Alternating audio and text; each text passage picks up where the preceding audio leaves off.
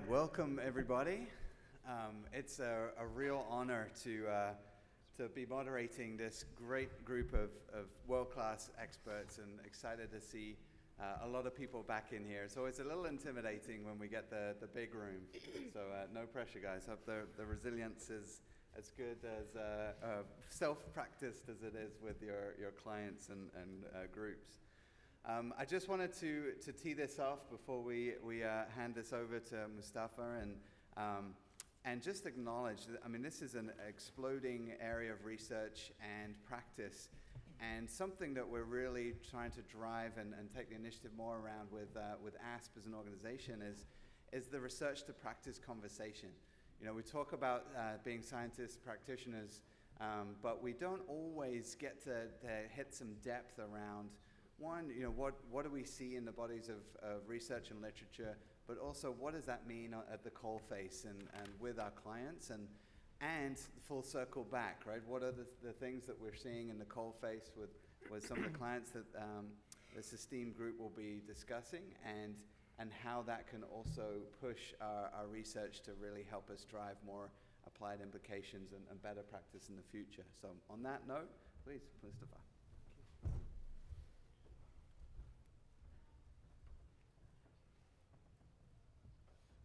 Okay, thank you very much for everyone for attending today. My name is Mustafa Sarkar. I'm a lecturer in sport and exercise psychology at Nottingham, Trent University in the UK.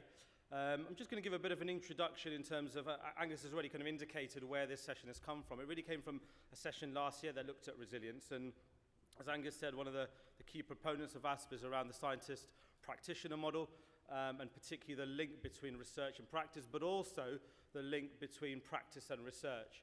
And resilience is one of those topics. It's a term that's used heavily in the media. Never a day goes by where now we're hearing athletes, coaches, managers talking about the importance of resilience. And it's probably been in the last 10 to 12 years or so. Resilience research in sport has been relatively new. Probably the first paper that I was aware of was by Nick Garley and Robin Veely in 2008. And then since then, over the last 10 years now in 2018, we've seen a bit of a burgeoning increase in the research. So one of the reviews I kind of highlight is a review by Nick Garley and Stephen Gonzalez in 2015, which has looked at psychological resilience, and what I mean by that is resilience at the individual level. And more recently, some of the work that I've been involved in has also looked at the notion of team resilience, so resilience at the team level. A review that we did in Current Opinion in Psychology, looking at recent developments in team resilience in elite sport. What's been quite interesting is that even though the fact there's been lots and lots of upcoming research in this area, the actual research to practice gap in terms of how do athletes, how do coaches develop resilience, that's yet to be investigated in as much detail, both from anecdotal accounts but also from a research perspective in terms of case studies. Just two things I'd mention in relation to that, with some of the work that's coming out in this area in terms of looking at developing resilience in practice. We did a special issue in the Journal of Sports Psychology in Action, which was all about developing resilience from research to practice. A lot of different perspectives around how resilience is developed. We proposed a mental fortitude training program that I'll talk a little bit about today. But that started to look at that notion of research to practice in this resilience space. I really recommend any practitioners who are working not just in resilience but in other areas, Journal of Sports Psychology in Action, a really good practical resource of actually how sports psychology can be applied in practice. The other journal, another AASP-related journal actually, and I came across this article very recently by Nicole Gabana, the Case Studies in Sport and Exercise Psychology journal, and Nicole talked about building resilience in collegiate athletes. Again, a really good example of how that's been looked at from a research perspective, but then translated into a case study for practice. So resilience research is increasing. We're starting to see a little bit of information around practice, but there's still a lot more that needs to be done around how research has been translated in that context. So that's really how the panel's come about. I'm going to give every panel member the opportunity to obviously introduce themselves. I don't want to kind of take their time in relation to that, but we've got people from experienced practitioners from Olympic and Paralympic sport to individuals in private practice, working across a range of different elite sport teams and organizations. So hopefully a wealth of experience there in terms of taking that resilience research and applying it in practice. What the structure of the session is going to look like is we've got panel members, and we're going to introduce ourselves for 4 minutes to give you a bit of a flavour in terms of what we do, both from a research perspective, but also what we actually do in practice. Angus is then going to moderate a kind of a discussion amongst ourselves with some questions around application of resilience research and practice and strategies that we've used to develop resilience in our athletes and teams. And then we're going to leave 15 minutes at the end for questions amongst yourselves. So if there are things that we're talking about, please do jot them down if you've got any things that just want a bit more clarification or a little bit more depth and detail. So just to kind of kick off, I'm just going to talk a little bit about some of the work that I've done. Most of my area of research has looked at the area of resilience, probably over the last decade or so. My initial kind of development was looking at individual resilience. A lot of my work has been done in elite sport, particularly in the context of Olympic sport and professional sport. As mentioned, my research then kind of moving away from looking at the individual to then looking at the team. And probably over the last year or so, I've had a PhD student who has started some work around the notion of organizational resilience in elite sport. So not just looking at the individual and the team, but also the organization as a whole in terms of what they need to do to demonstrate resilience. I guess for me, one of my big philosophies, even though I'm a kind of a lecturer, teaching and research is my main kind of day job, my big philosophy is I don't want to do research for the sake of doing research. I want to make sure that the research that's been done actually has some practical value and actually can be applied in practice. So one thing I've been very passionate about is taking some of the research that I've done and applying it to individuals, teams, and organizations. I'm only going to highlight a couple of examples, not to kind of show the organizations, but just to illustrate where I felt the most beneficial experiences or practice has been around developing resilience.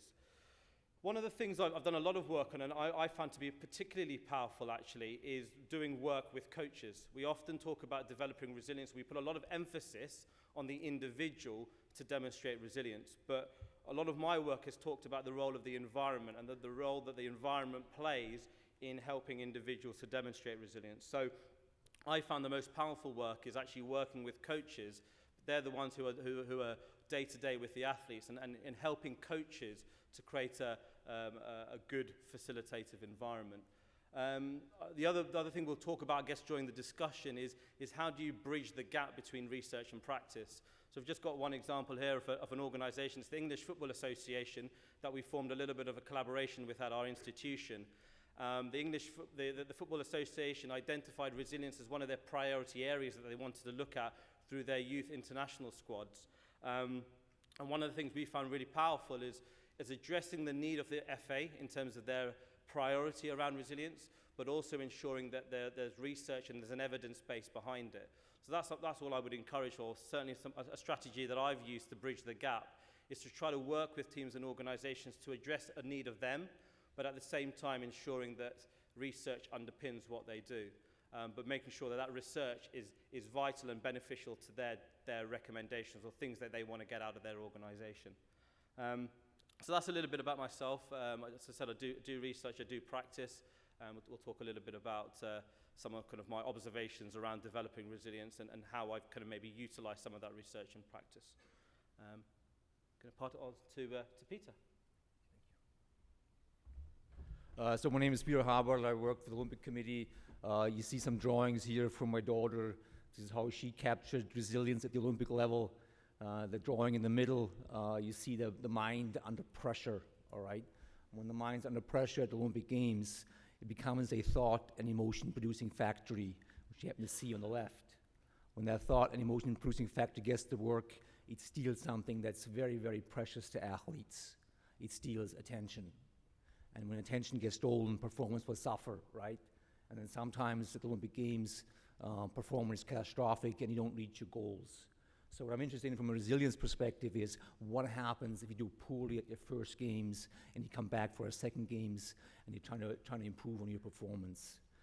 because then the drawing on the right, can Phoenix rise from the ashes, so to speak?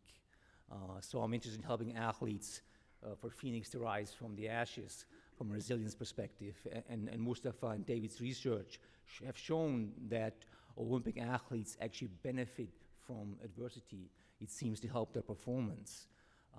But then again, there's this interesting conundrum of coming back a second time around and having this experience, I failed at the games, what do I do now? There's this Australian athlete, Campbell, a swimmer, who published an interesting article on the internet recently where she talked back at the keyboard warriors who were all over her when she, in her own words, choked in Rio at the Olympic Games. She had the world record in the semifinal heat. She had the Olympic record, Commonwealth Games record, so she was highly favored to win that 100-meter freestyle final. She came in 6th place, and she was devastated by that because her failing at the games became, I am a failure. And of course, the folks on the internet were all over her. That's very painful. So the question for me, from an applied perspective, how do I help an athlete who goes through that experience? How can they effectively work with their mind when it becomes a thought and emotion producing factory? And actually we did a research project to that end that Ashley Simon and Scott Anderson will talk about this afternoon in the afternoon session. So if you want to hear about that research, where they interviewed 9 Olympians who had failed at their first games and then medaled at following games. So on that note, again, I'll provide the practice perspective here, and I'll turn it over, I think, to Duncan.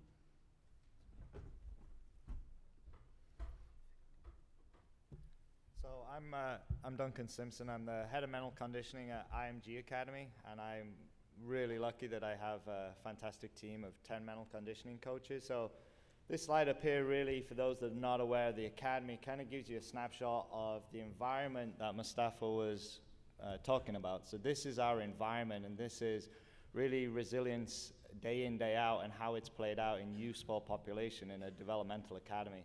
So on the top left, we have a really demanding academic and athletic daily, just the all-round, the structure of, we've got half the day you're doing academics, half the day you're doing athletics, and the quality of the athletics is incredibly high, and the quality of the academics is incredibly high. We have students attempting to go to Ivy League schools, students simultaneously trying to turn professional in their sports.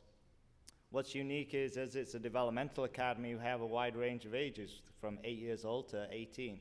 So from a developmental process, there's a lot of things going on from an 8-year-old to an 18-year-old. Also, we have 1,100 student athletes, and 50% of our student athletes are international. So what does that mean? Most of them are in a brand new country. English is their second language, and of course they're living away from home, and there's definitely cultural changes and differentiation there.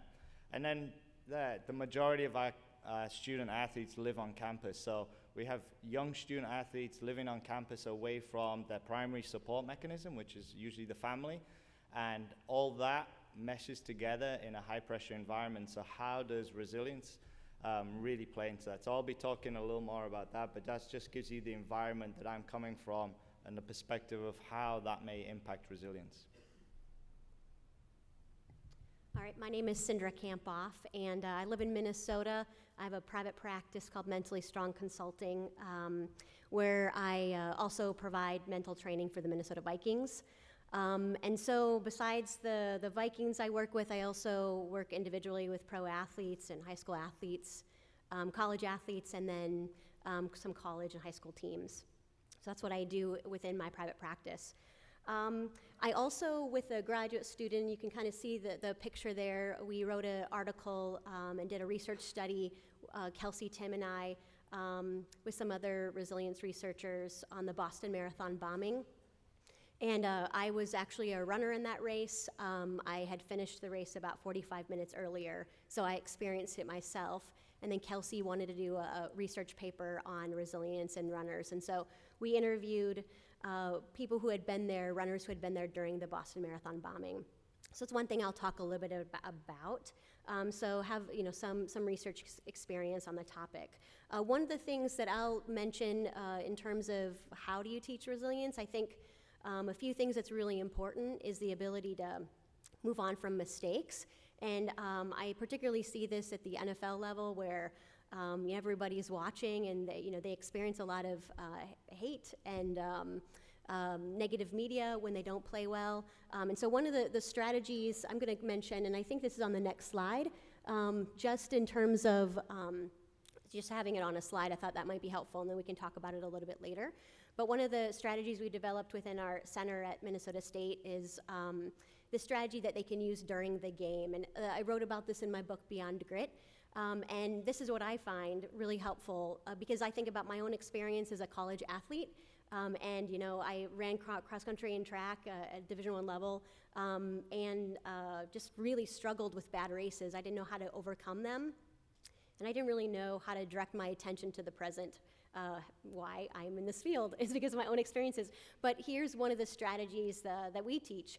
And when I'm talking with high school athletes and even college teams, I do some actions to help it sticky and help them get it. And so I'll just kind of briefly talk about it here, and then we can mention it later. But the strategy would be, after you make a mistake that, and sometimes in the game you don't have time to process it. But this might be, in a break during the game, and what we talk about is, can you learn, right? What can you learn from it? And really seeing it as objective. Peter already said, I see a lot of athletes thinking that, failure is a person, not an event. And so what can you learn from it? And then the burn would be, this is the action burn, how can you move on really quickly and how can you let it go? And then the return would be, okay, I'm just gonna stand like this with my hands on my hip. And that means like confident body language and confident self-talk, like no one can tell that you made the mistake. So this is one of the strategies I try to find, especially in my work, trying to make it really practical. And in my experience as a college athlete, I worked with a sports psychologist, and she was too theoretical, so I didn't know what to do. And I really struggled in college just being consistent. So, one of my purposes, I think, in my life is to try to make things really practical so people can get it and understand it. So that's a little bit about me and my focus. Thank you. I'm really excited to be here on the panel, and I'm actually the true Viking here. From Stockholm, Sweden. Have a split position at the university and also at the Swedish Sport Confederation, head of discipline for sports psychology.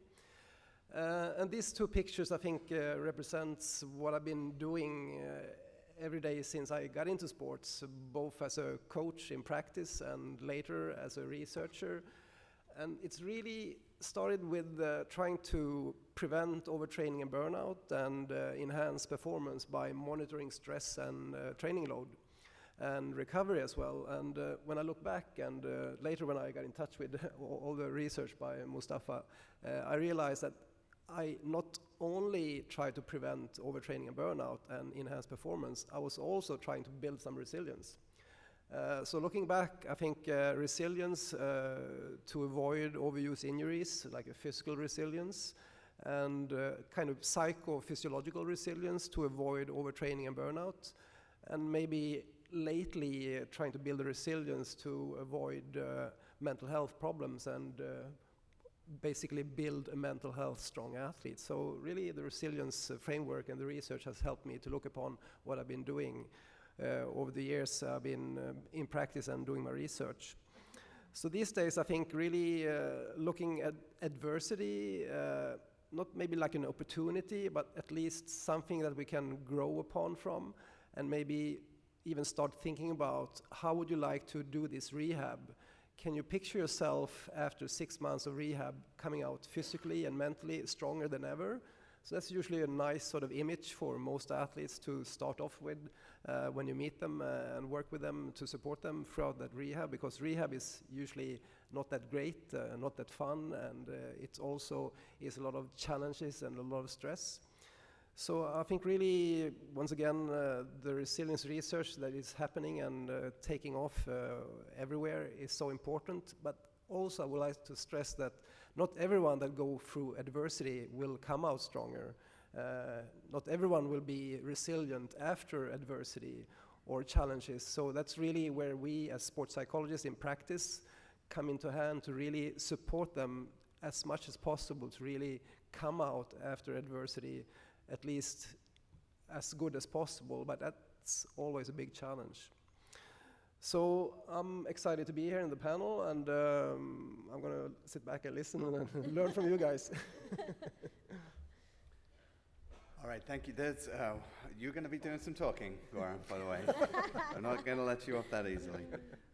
There's a wonderful thread here of applied practice and humility. I think each of you spoke about a diverse set of people, so from coaches to youth to professional athletes to amateur, and you've all described also the fact that some of the research has informed your practice. You know, there was a reflection of what you were seeing, and then as this explosion of research has generated. So I like the first question here is about, you know, what spoke to you maybe in the research that you were reading and coming across, and anybody please jump up on which aspects of research really stood out to you that really started to inform your line of thinking and practice. I'll try my best at this one. So one of the things that really stood out for me is the kind of the challenge support matrix that was, you know, developed quite a long time ago. But when I think about our developmental academy, is that we have a lot of support for the student athletes. They have an incredible amount of resources. So from nutrition to mental conditioning to physical therapy to athletic training, some of the best facilities you could really imagine in the United States. So what we always hear from the coaches, which some of you will be very familiar with, there's probably not a day that goes by that I don't hear kids of today. And the coaches are basically insinuating the kids of today are not resilient, they're not mentally tough, they're not whatever language they want to use. So we have an academy that's incredibly, what I'd say, high on support, and simultaneously we're trying to develop elite athletes. So where does the challenge piece come in? So that's something that I've really been thinking about and considering. And then the complex piece is we also have a business side. So how can we challenge athletes to a level whereby they simultaneously enjoy it, they're not going back to their parents and saying, you know, this wasn't enjoyable and it was too tough today. We need to retain student athletes. So there's certainly a business component to the challenge support matrix that we're working with. And the last piece is we also have athletes that transition through the academy into professional sport, where they've been incredibly well supported in the academy, such as our tennis players, and then all of a sudden they are out in the big wide world of professional sport, and they don't have that support environment day in, day out. So that is a challenge, and I reached out to Mustafa around a specific tennis player that was having some of those challenges, being out on the road and not having that support mechanism around him. Great, and going off script a little bit here, I'm curious for the other colleagues up here on that challenge of often players being too protected from adversity. And I know someone mentioned the benefits of adversity, and sometimes we want to be protective and not expose them to some of those things. So any other experiences of seeing that? Yeah, I can jump in here. I work with one sport who's very, very successful. So on the flip side of this question, they hardly ever lose. And when me and the coach talk, that's the greatest thing we worry about, is that we don't lose enough. So we sort of actively look for situations where we can challenge the team to prepare for what's going to come down the road, you know, as they approach sort of a third successive gold medal at the games. Because the challenge will come, but again, if you never lose, you don't find the flaws in your system. So that's kind of a challenge for us to actively look for adversity when the game itself might not provide it for us. I think as well for me is that there's been now a lot of research now suggesting that there are benefits of adversity, quite strong research and across big samples. I think from an applied perspective though, from some of the work that I've done, is just the misunderstanding from coaches about what that actually looks like. Because if we're saying that adversity is important, and coaches have that message, then there may be some misunderstandings about what's done. It's very similar to what John Amici was saying about kind of duty of care around that. We've got to be really, really careful that in some of the work that Duncan mentioned around challenge and support, we want to have an environment where there's high challenge and high support, but we don't want to have an environment where there's high challenge but low support. And that's the difference between a facilitative environment and an unrelenting environment. And there's a real fine balance between a facilitative environment and this unrelenting environment where there is too much challenge. And I think from an applied perspective, and I think where research needs to go, is actually educating coaches around what can be done to improve or increase challenge, increase adversity in an ethically appropriate way, developmentally appropriate way, but particular strategies that can be used, and what can be done to negotiate that. Because yes, we do know that adversity is important, but we still don't know how to encourage that or get people to experience that in an appropriate way. Mustafa, to stay with you for a moment, obviously you and David Fletcher have been driving a good amount of research in the recent years. Can you tell us just your thoughts on the research area itself and the other contributors out there, and what you think of the thoughts on resilience research? I'm going to go real back to basics in terms of how resilience research has kind of influenced my practice. Or one of the things I often do with athletes and with teams, actually right before kind of any workshops or any work around resilience, is the first thing I do is just clarify what resilience is and what resilience is not. Because I know we kind of can get bogged down with academic definitions, but it's about translating those academic definitions into practical messages that coaches can actually understand, that because it's a term that's been used so much in the media, the research does not fit with what the media report what resilience is. So I'll give a really simple example. Resilience is often talked about as this fixed trait. We either have resilience or we don't have resilience. And one term that I quite frustrates me a little bit is actually the term resilient, because it suggests that we either have it or we don't have it, and we can't do anything about it.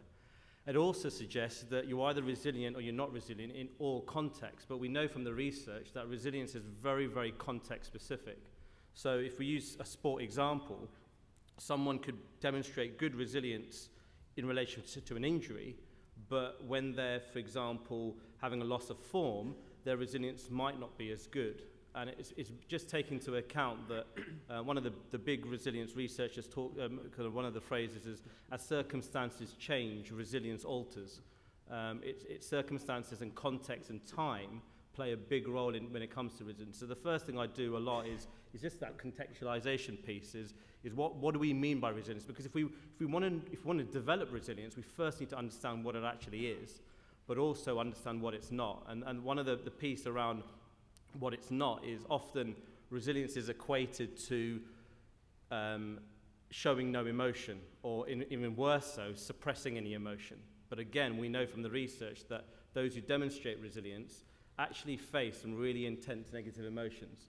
They feel guilty, they feel hurt, they feel shame, but they're actually able to manage those negative emotions better. It's not that they don't face negative emotions or don't experience them, they're just able to manage them a little bit better.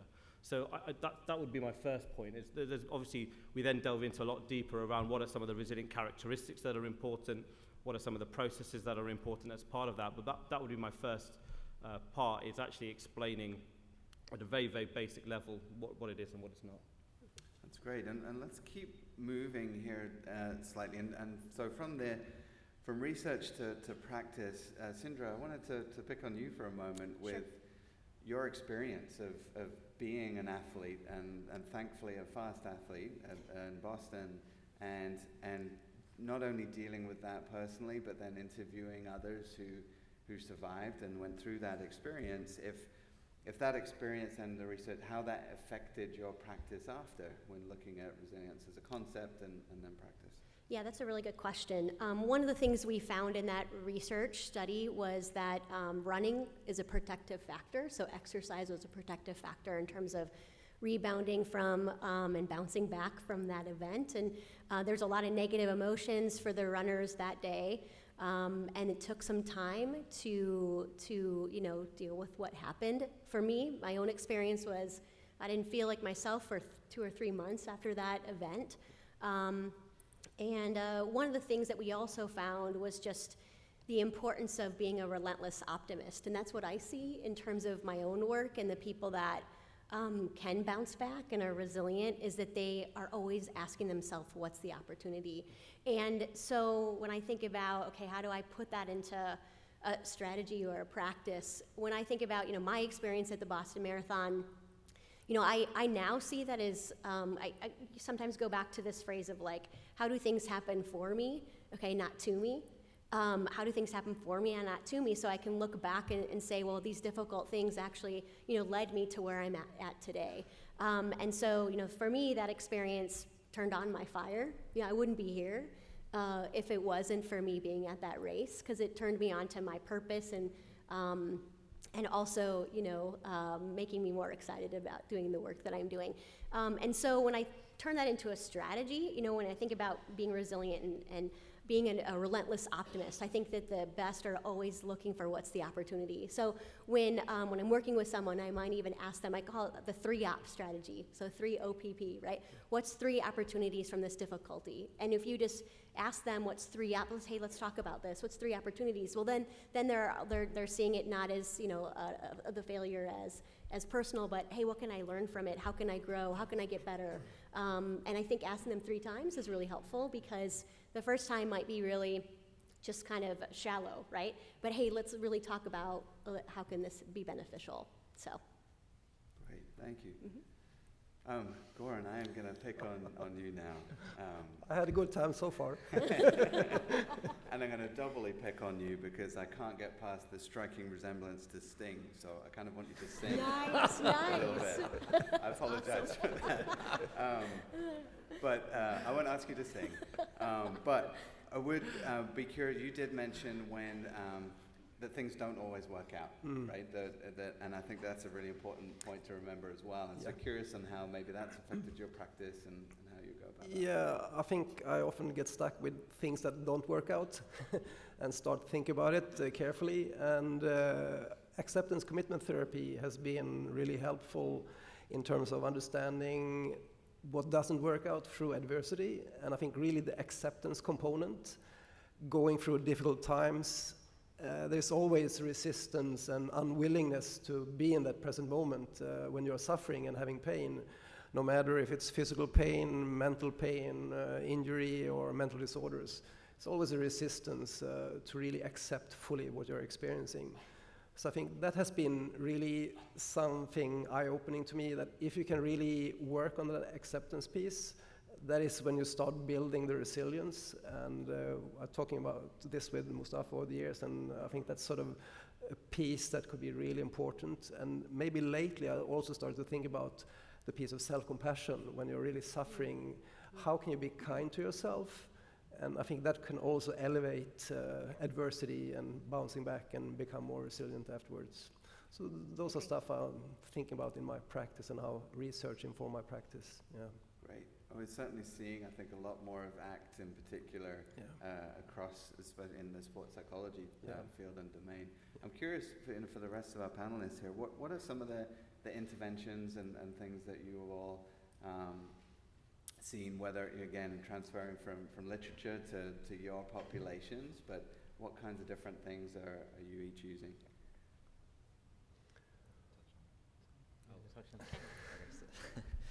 So this year was actually the year that I really focused on this topic, based on conversations with Mustafa. I went to our coaches and specifically tennis and asked, what are some of the psychological characteristics that you want to improve in your athletes? And across the board at different levels, they came back with resilience, and they probably all thought of it as something different. But what we did was I spent time with each coach, and we developed common language around, a working definition about what resilience is with those coaches. We also shared that with the athletes, so it wasn't just resilience, there was other things we're working on, but shared that with the athletes, getting them to understand when we use this word, what are we talking about? And then more specifically, looking at the research with your article back in 2016, again, the salient kind of characteristics, what we did a kind of a working whiteboard session with the athletes and said, okay, this is what resilience is. Talk to me about specific behaviors that you can demonstrate on court and off court that demonstrate this concept. Again, most of my athletes are 15 and above, so they can absolutely do this. Now again, some of the things they came back with were not particularly on point, but what we did was we broke it down to kind of 5 salient behaviors that were pretty black and white. We either do this or we don't do this. And with behavioral indicators for the athletes, it's very clear. So they appreciate that, and they have an understanding, okay, this is what the coach, and this is what I mean when we say resilience. The other athletes know what it is. And then these are 5 things that I can do. So they all have, I developed a mental plan for each group, and resilience is one part for all the groups. And whether they're at a tournament, or whether they're here, or whether they're away, what they can basically do is use the plan, look at it, say, hey, I did this pretty well, I didn't do this, or I'm struggling with this. And then with certain behavioral components, then they may need additional help. So maybe there's how to respond to mistakes, and they need additional help with the self-talk piece, which is obviously where I come in. But it's a little more giving them autonomy and having an understanding around what are the specific behaviors that underpin resilience. So that's been really effective for me, and based off the research that Mustafa and David wrote. I think in terms of what I've done, and I should actually emphasize that in terms of interventions, what the research is suggesting is we were involved in a review of all the resilience training interventions that have been published in the workplace. So this was in business, military, police, and one of the conclusions was there actually isn't one way of developing resilience. We're looking for a magic answer, or we're looking for something concrete, but actually there isn't a one way. A lot of people take different approaches. They use what Göran mentioned about mindfulness and compassion approaches. Some people take a kind of a stress inoculation perspective.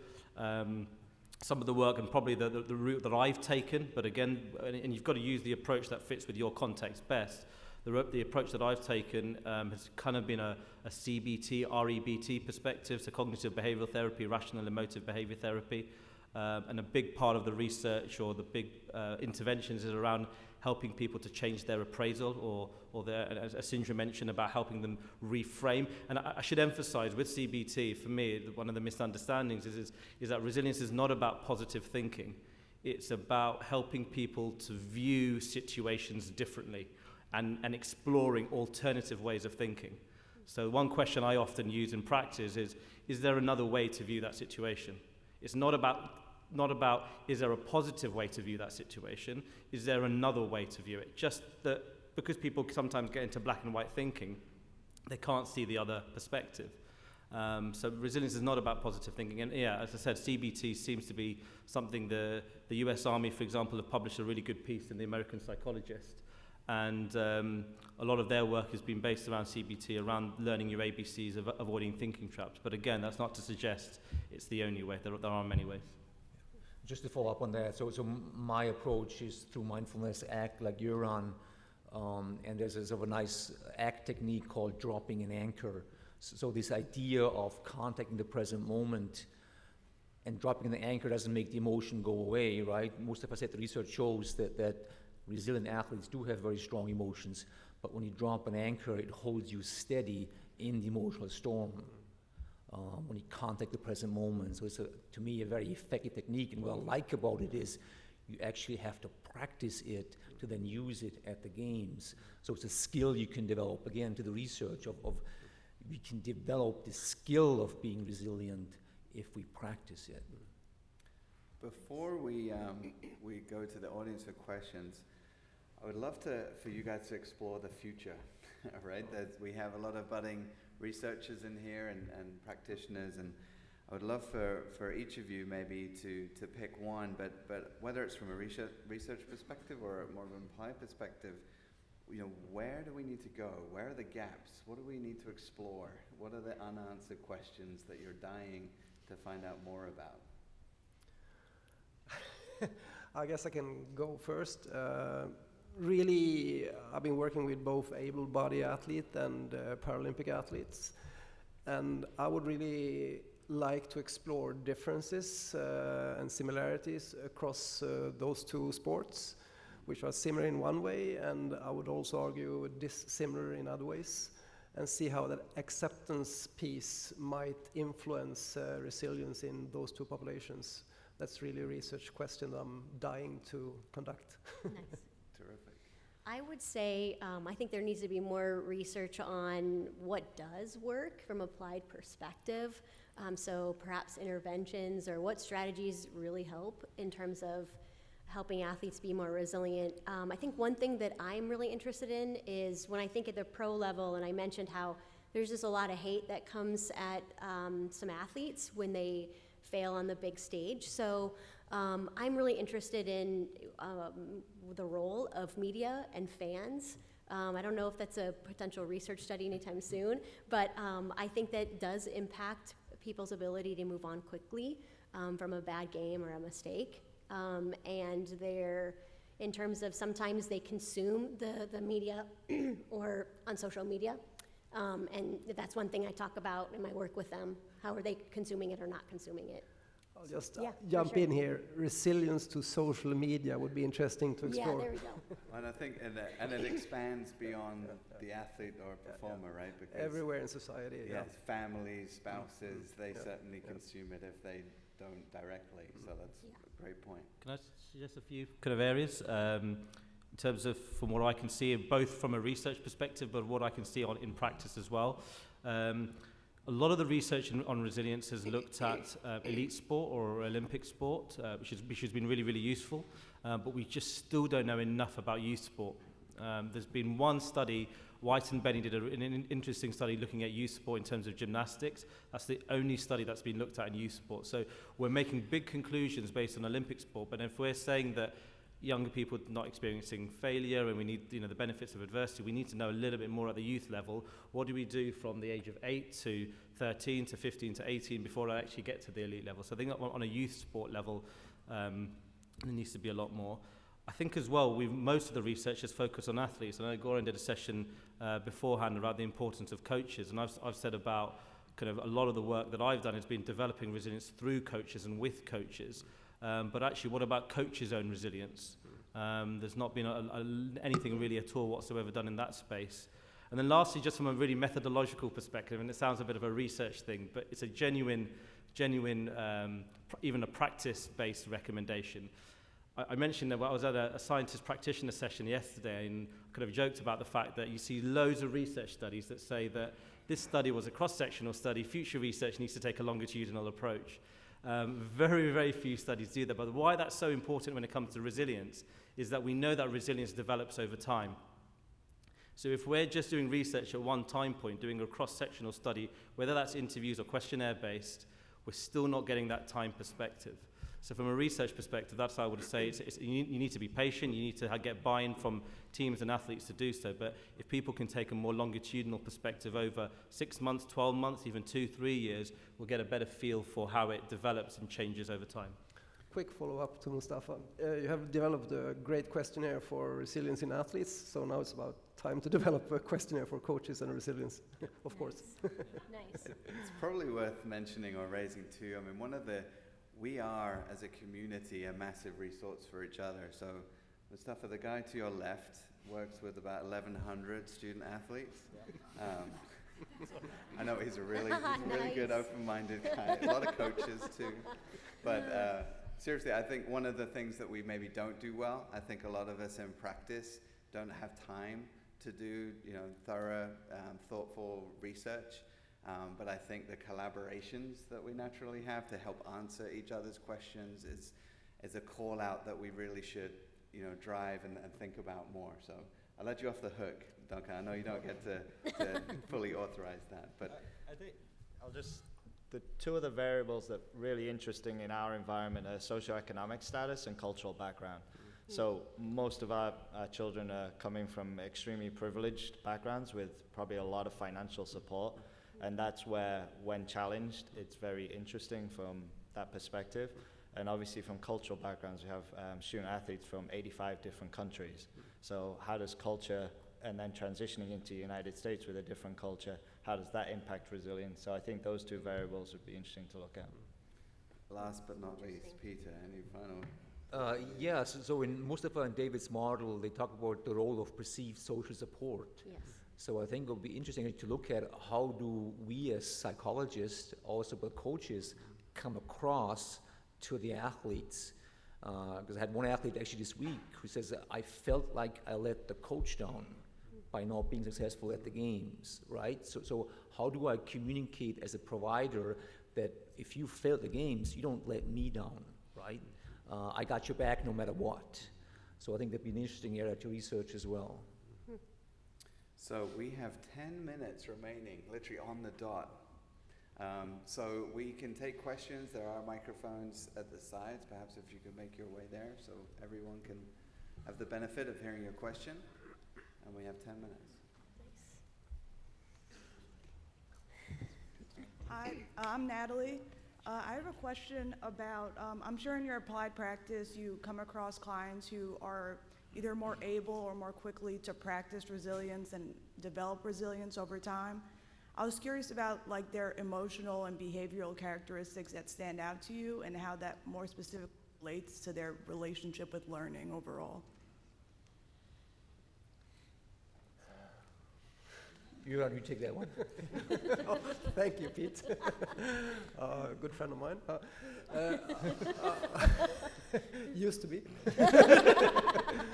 I guess really I would come back to this acceptance piece, because as long as you don't accept adversity, there will be a lot of emotions, anxiety, pain, discomfort, and those are the emotions you really need to work with. And I don't say it's easy, it's always a big challenge, but I think it's a good sign that this is someone that really needs some support, professional support, I would say. I think kind of just linked to that, I think a big from applied work, but also research, we know that those who demonstrate resilience have got an incredible self-awareness. Yes. So their ability to reflect, their ability to be self-aware in terms of their thoughts, their feelings, their emotions. We know that that's also really, really important. So yeah, self-awareness, reflection is a big part in terms of that. Thank you.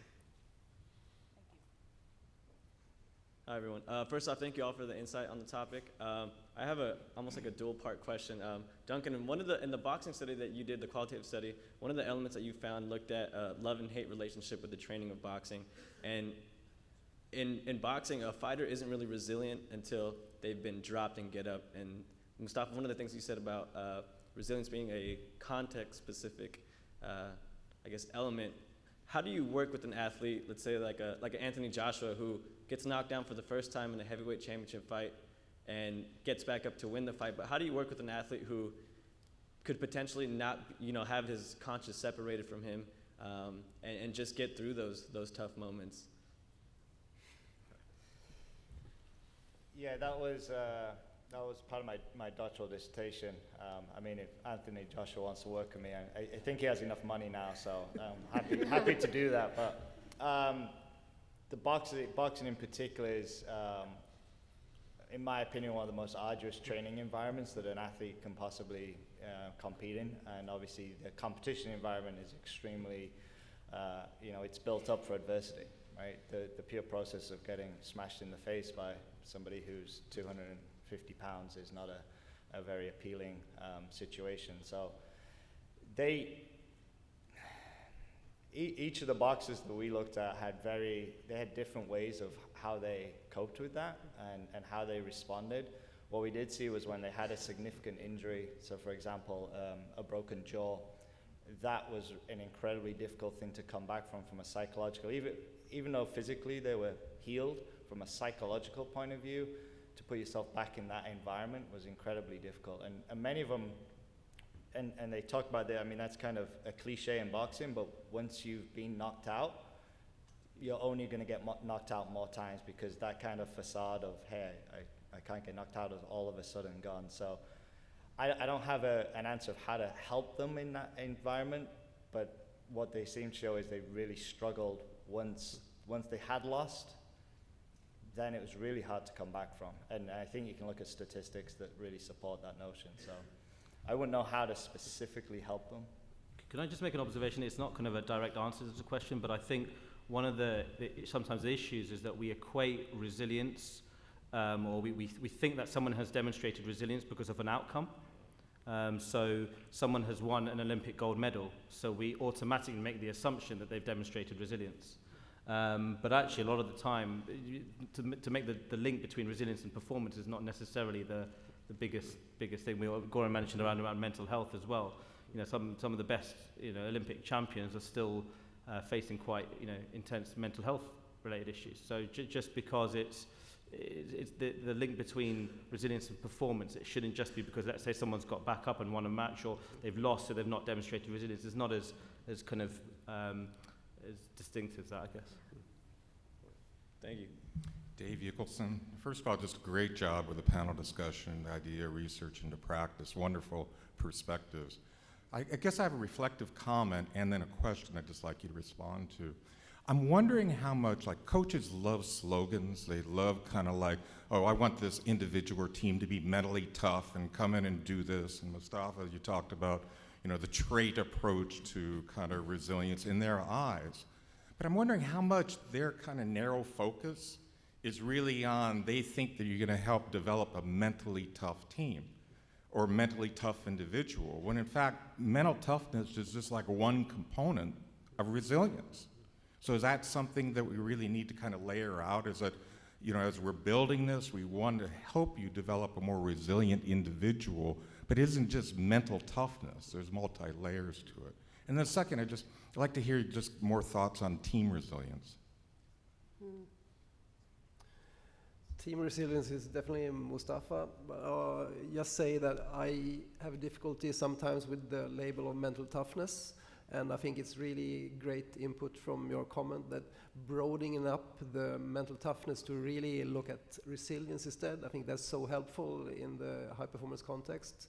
So I'm happy for that comment, and I'll pass on to Mustafa regarding team resilience. In terms of team resilience, I guess one of in terms of the observations around some of the research or things that I think to be quite useful are two aspects. There's one around leadership.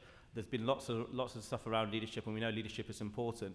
Again, at the team level, what we're starting to find is not just about having what you would call a transformational leader, whether that's the captain, the coach, the vice captain, whoever it might be. From a resilience perspective, it's actually being able to share that leadership throughout the team and throughout the group, because what that does is that increases accountability and responsibility. Just a really, really simple example. I know the All Blacks have done a lot of work around this, around shared leadership, but being able to have leadership groups and being able to spread that leadership throughout the whole team so that everyone has got a part to play. So when, for example, the team's lost, it's not just the responsibility of the captain to come back after an interview to say this is what's happened. Actually, we all take responsibility for that, and we all do that. The other part, which I think is really important, is identity when it comes to teams. Some of the research is now suggesting that having a social identity where it's about we and us rather than about I and me. There's been lots around athletic identity and personal identity, but at the team level, having a really, really distinctive and unique kind of social identity, what you're kind of standing up for a team when things are going to go badly. What is our bigger picture? What is our raison d'etre, I guess. So those were two areas which I think from a team resilience perspective need to be looked at, is leadership, spreading leadership, but also this idea of social identity and creating a team identity. Collective identity. Thank you. Hi, Karen McNeil. First of all, thank you so much for sharing your insights. My question is around measurement. And I think to your point, you were talking about we have so many varying conceptualizations of this topic. So what is it that we're measuring? To Cindra's point, how do we really identify what are the interventions that work? So I just wanted to get your perspective on, number one, how are we measuring this concept that we haven't agreed upon what it is? And number two, what's the best way to determine efficacy in some of these interventions? Mustafa, you have your measurement out there. Yeah, so measurement was actually part of my PhD, so I should really be able to answer that. There's been, from a self-report point of view, and I'm always mindful of self-report, it's not always the best route. There's been over a dozen measures of resilience, and again, I keep emphasizing resilience is very context-specific, so just be a bit mindful about using that. But there are a variety of different self-report measures, some good, some not so good. I'm more than happy to kind of share that afterwards.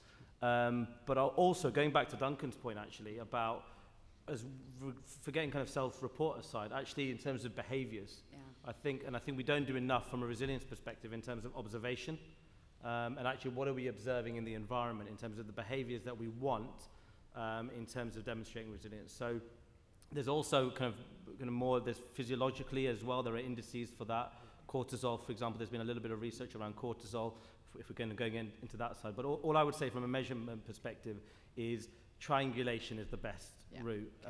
Don't just take a questionnaire measure, don't just take observation, try to get lots of information. But yeah, I'm more than happy to, in terms of some of the self-report information, I'm happy to chat afterwards about that. Great, thanks. I think the only other thing that I'd add with in terms of assessment is statistics. So, for example, one of the things I was working with one of our professional tennis players was a behavior change, working with the coach in terms of, it was transition in the game from baseliner to being aggressive baseliner, so transition in the game itself.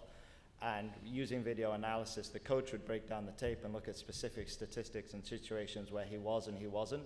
So what we're teaching him was, these are the behaviors, these are the things we need to do, and we could actually put some numbers around it and show them the video. This is when you're not doing what you need to do. So again, it spoke a little more directly to performance in terms of what I was trying to impact, but also from a coaching perspective. So that was actually a nice piece to help triangulate some of the data. That's great. Okay, thank you.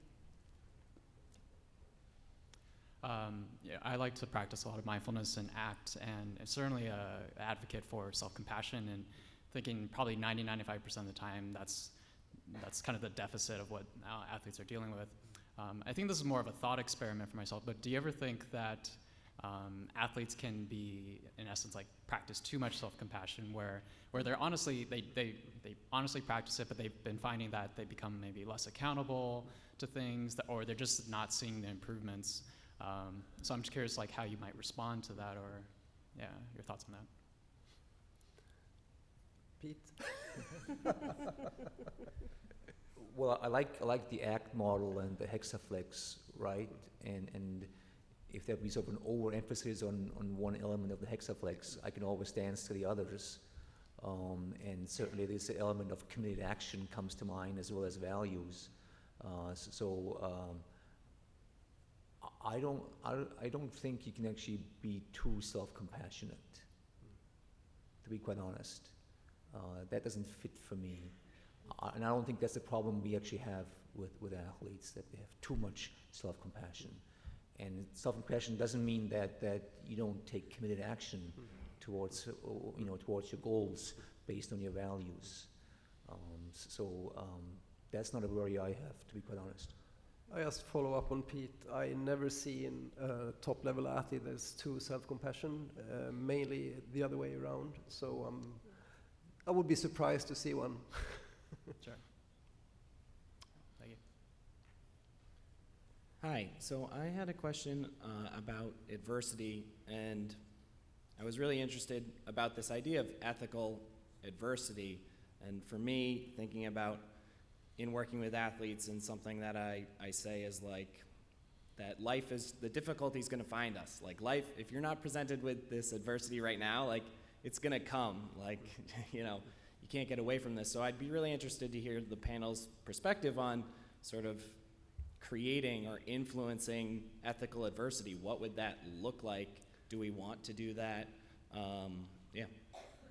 Actually, this wasn't my drill, and it speaks to my colleagues who did a constraints-based activity, but I went out to the courts the other day, and the coaches are doing a phenomenal job of, the players were playing sets, but in between points, the players had to run in between every point. So what they were doing was stressing them from a physiological standpoint, and they continued to play.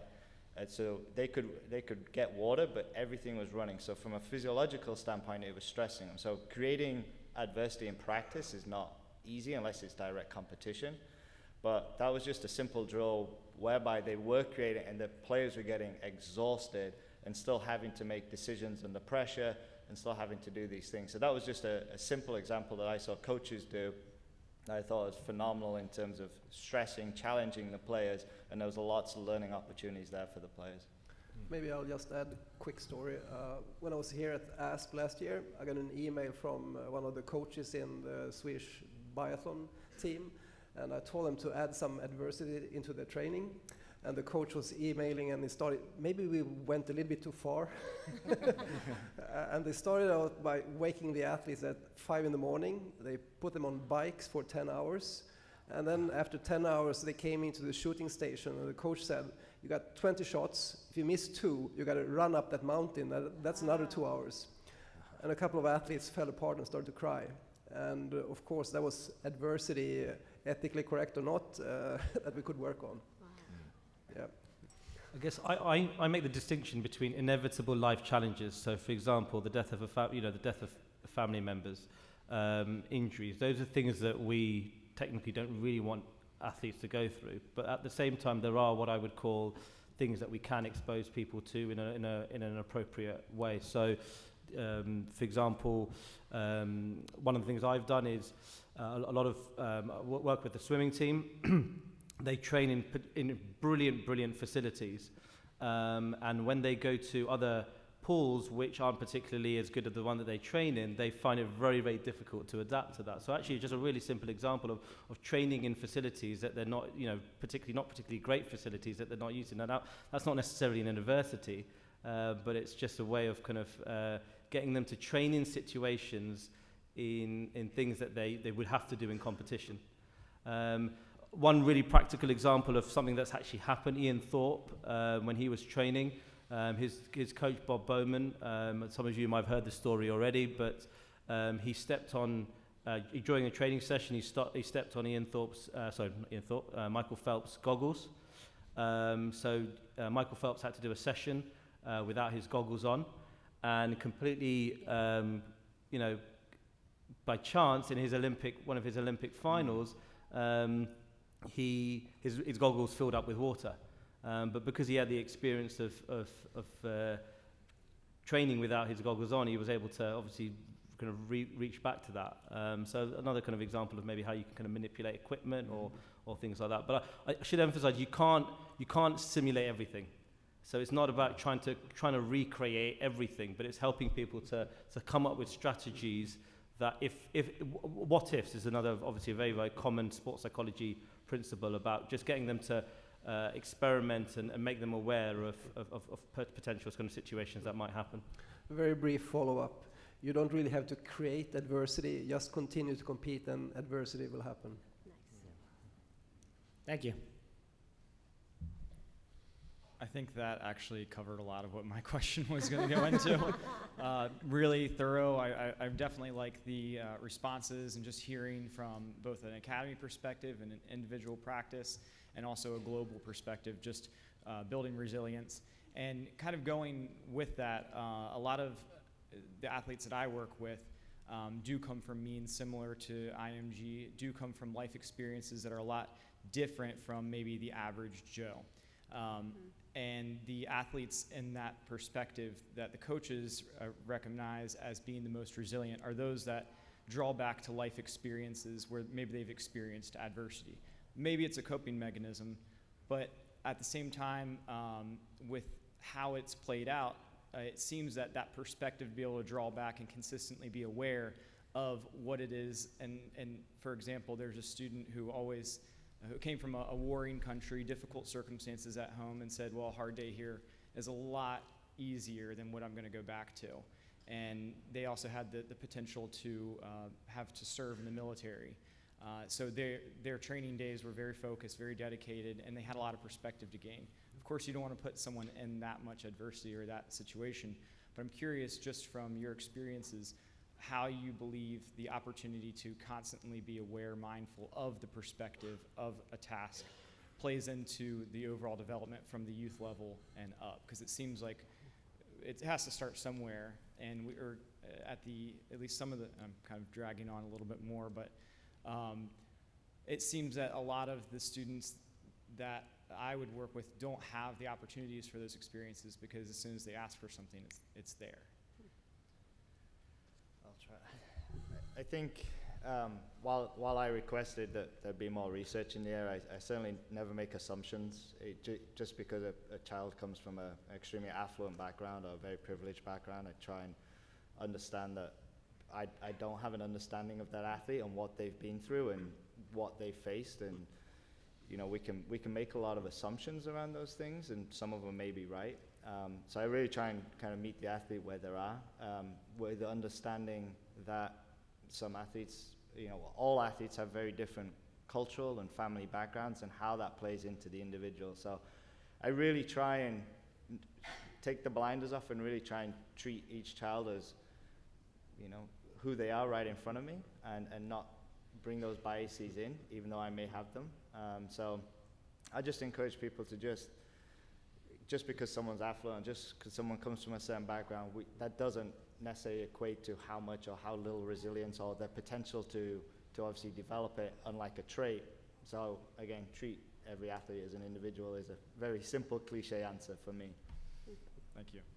Just got one more. Yeah, I think we just one more question. I know we're kind of on time, so just take the last question. Thanks for taking one more. So my name's Tina. I'm from Halifax, and I've really enjoyed the conversation here. My question is, have you, in your practice in trying to build resilience or teach resilience to athletes and to coaches, seen any resistance from them? And the reason I ask is I was speaking with someone who works in student services, and they were really working from kind of an oppressor model of some students seeing programs coming out about building resilience as a way to maintain oppression and maintain hierarchy, and you know, we can do what we want because you just need to be more resilient. And have you had any experiences with people being resistant to building resilience or becoming more resilient, and if so, how have you managed that conversation that it really is kind of, how have you managed that conversation? Yeah, I have sometimes met a little bit of resistance. I guess one of my issues sometimes when either coaches or kind of in any university setting, when there are, for example, resilience training courses, we're placing a lot of emphasis on the individual. We're thinking that if you need to demonstrate resilience, in inverted commas, there's something wrong with you, which is, again, a myth that's associated with resilience. We need resilience in good times, we need resilience in bad times. I guess what I try to explain, and this obviously requires a bit more of a systems kind of trying to get buy-in from everyone, is actually, yes, we need to focus on the individual to some extent, and there are some skills and strategies that individuals can use, but at the same time, we need to ensure that the environment that is created around that individual is in an appropriate way, and it's in a facilitative way where you've got this idea of kind of challenge and support. So the reason that's important is that if we're placing emphasis on the individual, we're not taking accountability for the environment that we're creating. So it's having that conversation with those individuals to say that there are some skills and strategies, and actually talk about how resilience is not just about being reactive. It's about taking that proactive approach to how do you deal with stress, how do you deal with pressure. And it's not just a reactive thing, but also then having conversations with senior management and other senior people to say, well, okay, so you've got this course on resilience, but also what are you doing yourselves as an institution, as a team, et cetera, to ensure that resilience is facilitated more holistically. Cool. Thank you very much.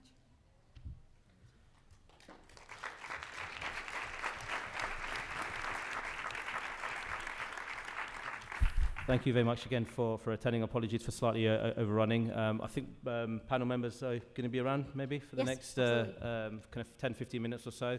Thank you very much again for attending, and thank you very much to AASP and Angie Pfeiffer. I don't know if Angie's around, but Angie was the one who kind of really initiated this session.